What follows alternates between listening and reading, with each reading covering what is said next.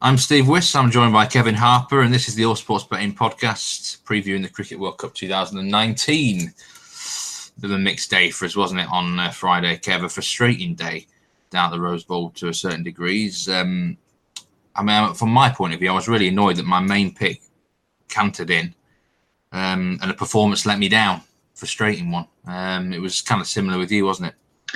Yeah, exactly the same with me. My performance was probably a bit more frustrating than yours because for some god unknown reason, England decided to send Chris Woakes in at number 3 when, to all intents and purposes, Ben Stokes should have gone out there. And if he had done, there was plenty of runs on the board for him to still get his performance. But these things happen. I suppose the good thing is when we've had a bad day, not necessarily through any fault of our own, but we had a bad day, we've limited the damage, haven't we? So we haven't done too much of a dent in the good week that we've had, and 2 games to make up for it on Saturday. Yeah, that's the way it goes. Wicket keepers have not been kind to me in this World Cup, I must say. So I might stay clear of them for the foreseeable future. Well, let's see. Quentin de Kock's performance line on Saturday was a bit too high for me to consider, but more on that later. We'll start with Sri Lanka against Australia down at the Oval, and that's first of all, actually, this podcast is going to be Sri Lanka, Australia, most of it, and then a bit of talk about the Afghanistan South Africa match at the end. It's not going to be 2 separate podcasts for this Saturday, one on its own, and make it easier for those who listen. But down at the Oval, Sri Lanka, Australia. I mean, it looks like a big mismatch to me.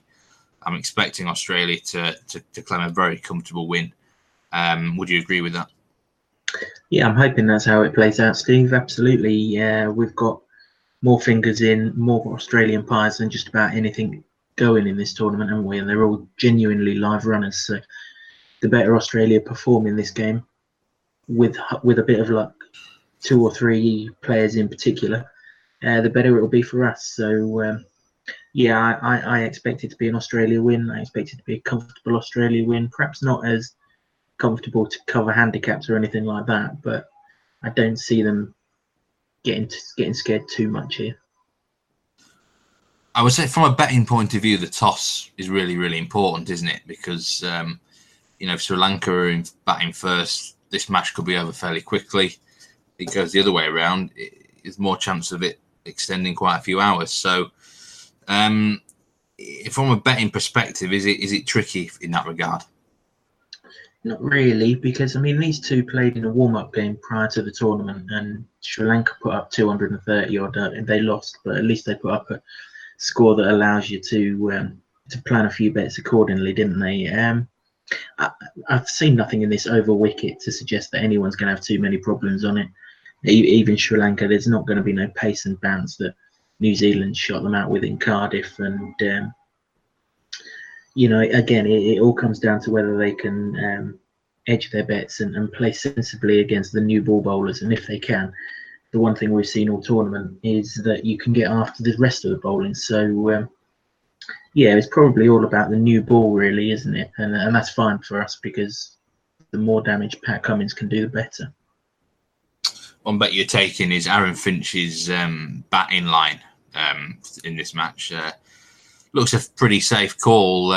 Just needs to score you 35 runs over 34.5 runs in this match for Finch. And he's been batting well, hasn't he? And it's an interesting thing with David Warner at the moment. Warner seems to be playing almost a supporting role in this partnership.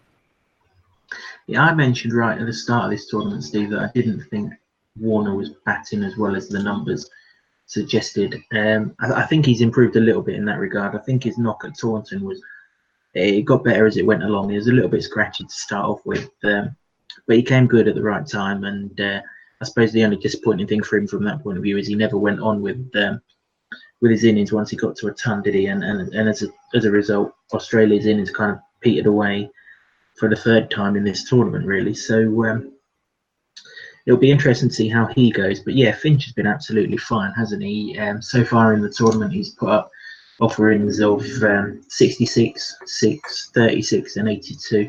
The 6 was against West Indies when they were all shot out with the short ball. That's not going to happen here, that's for sure. The 82 against Pakistan, he was looking really, really good.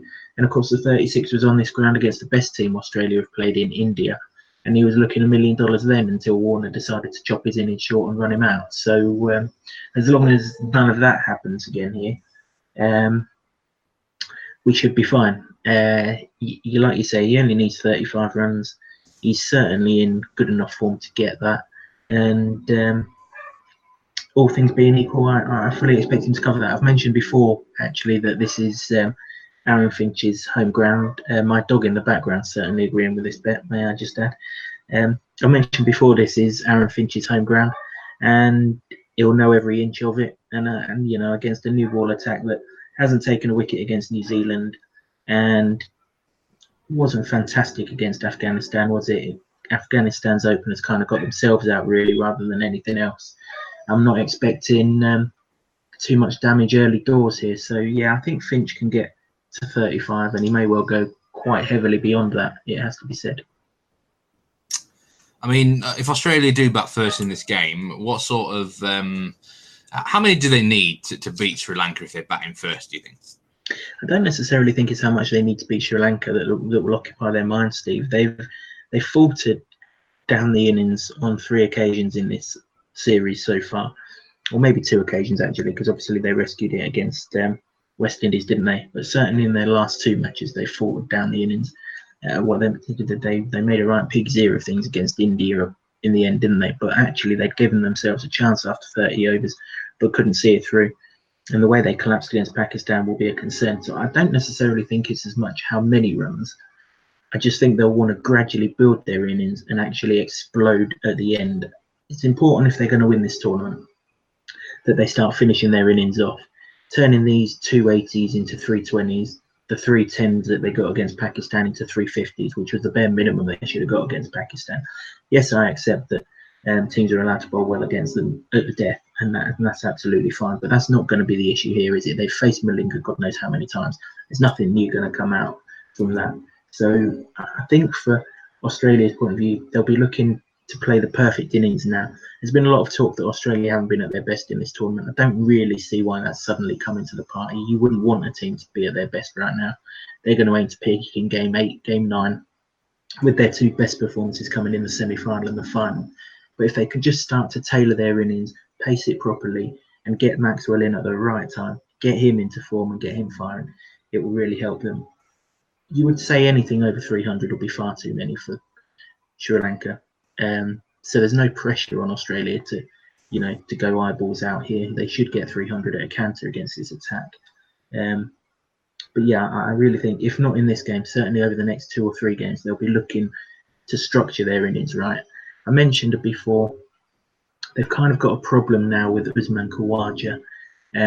He either has to bat 3 or he can't bat anywhere in this innings. And obviously that Steve Smith's in such good form that they want to get him in at 3, and quite rightly so.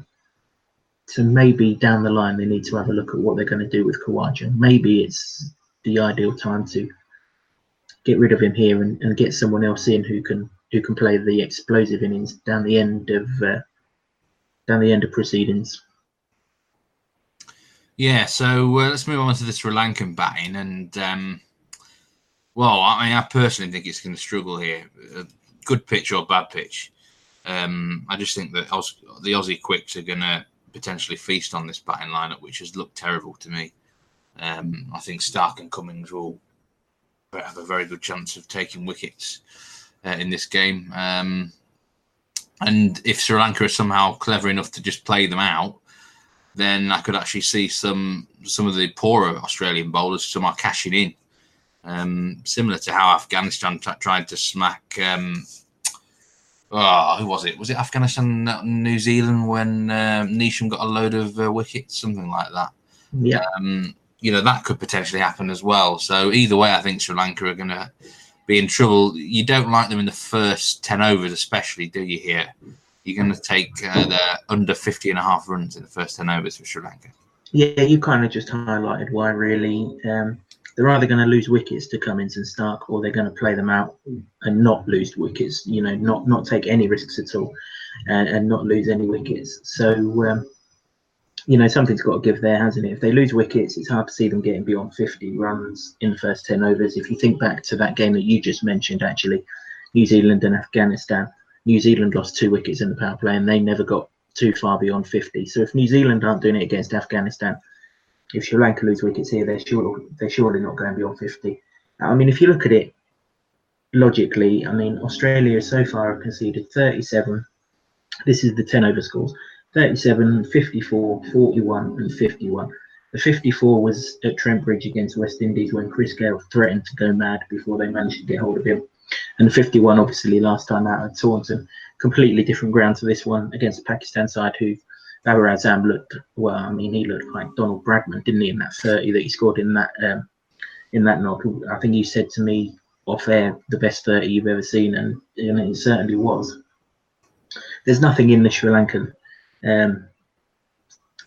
top order that's got that much class. I mean, Kusal Perera could get away, but even if he does, Karunaratne doesn't score very fast at the other end. I just don't see Sri Lanka taking risks here in the first 10 overs. There's so much bowling that they can feast on later on. Australia are only going to play 4 main bowlers. Finch has confirmed that he'll make up the 5th bowler with part-time spin. So there's 10 overs there that they can get stuck into. Nathan called Tanile isn't called Nathan, goes a mile for no reason. So, you're looking at 20 overs that they can get stuck into. So as long as they're just sensible, 40 for no wicket in the power play here is a very good power play for Sri Lanka. It really is. I just hope that's how they see it.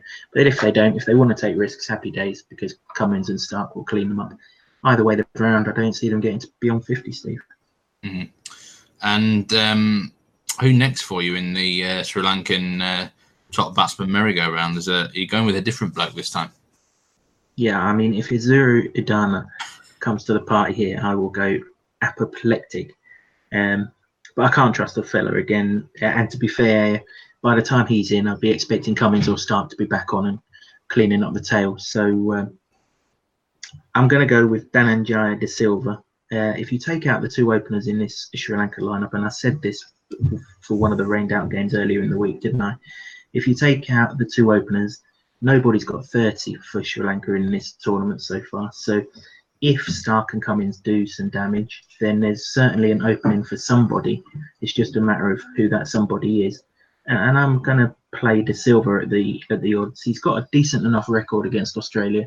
You have to look at all formats to find it, but I'm searching the barrel and scraping it a little bit here. He's got a Test match score of 129 against them, which is a decent enough innings, regardless of the format. But he's also got 76 in an ODI, and he scored a 50 against them in T20 and plenty of 30s. May well be that one of them 30s is good enough to top score here, the way the rest of them are batting. So he looked a big price at 12-1. He scored 43 in that warm-up game that I mentioned earlier on. It wasn't enough to top score. Lahiri Tiramani scored 50 odd, but Cummins didn't take the new ball that day. So there's enough juice in that 12-1. You want someone in the middle order, don't you? We've seen that throughout these Australia matches so far. They're so much weaker with the ball between overs 10 and 35. It's untrue. So that should be where Dhananjaya De Silva's batting. And if he can get a few away on a wicket that should suit him, there's half a chance he'll go well, albeit we're taking his form to chance. But I guess, given that they haven't played for 11 days, we're taking the form to chance of all of their players, aren't we?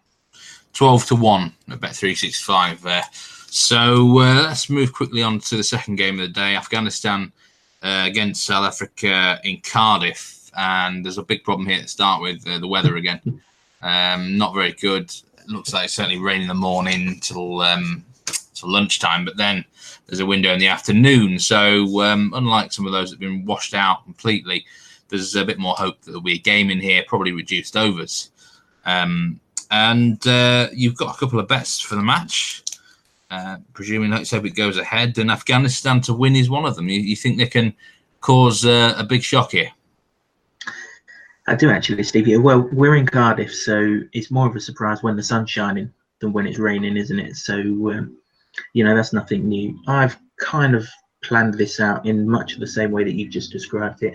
There's heavy rain until about midday, isn't there? So you've got to think that even if it stops bang on midday, the outfield's going to take a fair while to clear up, isn't it? But this is a day-night game, so they can play as late as about 6:15 to start a 20-over game. So that gives them best part of 6 hours to sort it all out. As I say, they're used to rain in Cardiff, so they'll know how to get rid of it.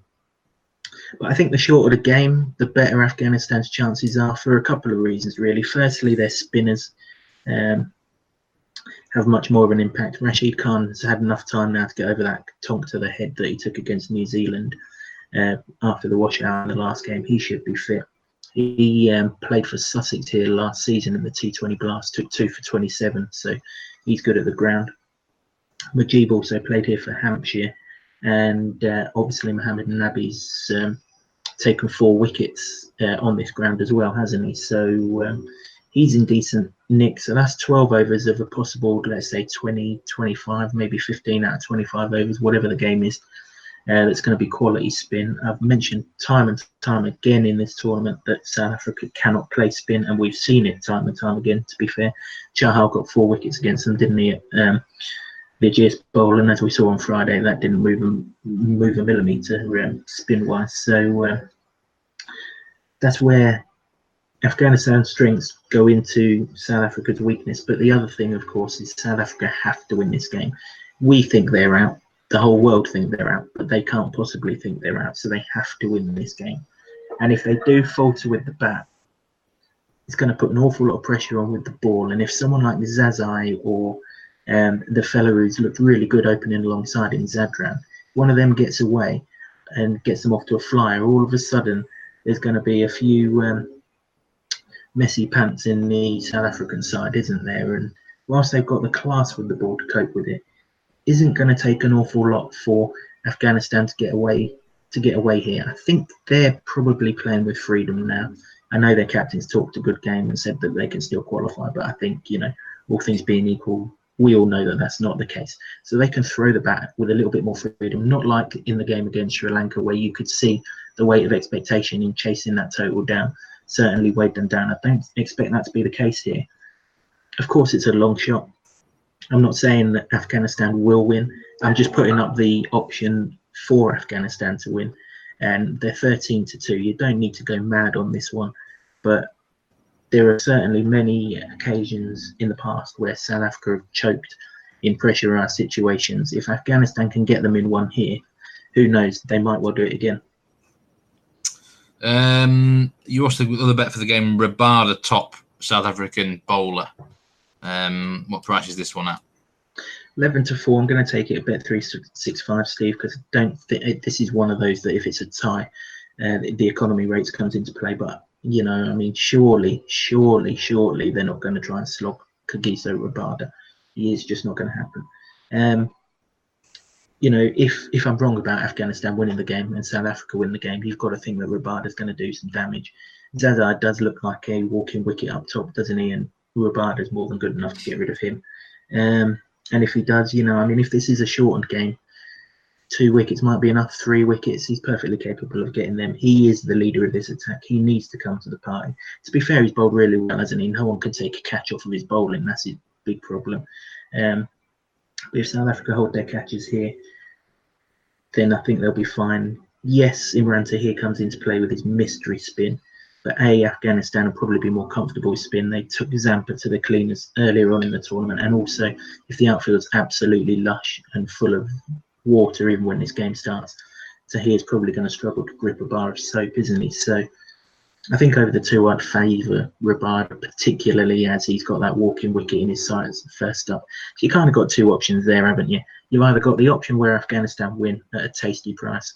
And if Afghanistan lose, like most people expect them to do, you would think Rabada's going to play a massive part. So there's a couple of bets there, and hopefully one of them goes the way that we think it does. And we can land a bit of profit on a game that's probably not going to be worth watching. No, I certainly won't be watching this one, I must say.